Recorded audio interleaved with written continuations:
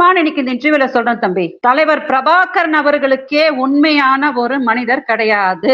இதுக்கு உலகமே எனக்கு எதிர்ப்பு தெரிவிச்சாலும் நான் என்னோட மனசாட்சியை தொட்டு சொல்வேன். தலைவர் பிரபாகரன் அவர்கள் உயிர் கொடுத்து போராடிட்டு இருந்த நேரம், அப்பதான் ராஜபக்ஷயா வெங்காயமா அப்படின்னு சொல்லிட்டு இவரும் அமீரும் பேசி கைதான அந்த நேரம். மதுரையில இவருக்கு பேல் கொடுக்கப்படுது.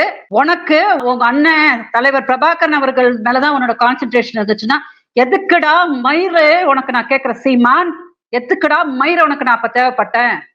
மதுரையில எதுக்கு நீ அஞ்சு வாட்டி நான் உனக்கு எதுக்கு தேவைப்பட்ட?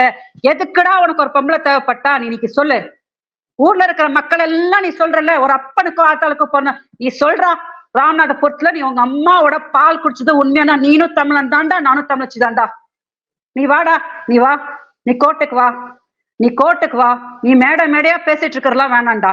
நீ உண்மையானா நீ ஆண் வர்க்கத்துக்கே அசிங்கம்டா. இன்னைக்கு நீ சொல்ற அந்த பொம்பளைன்னு தூ.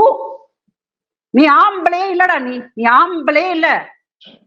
ஒரு ஆம்பளை ஒரு பொம்பளை இப்படி கதற வைப்பானாடா? கதற வைப்பானா?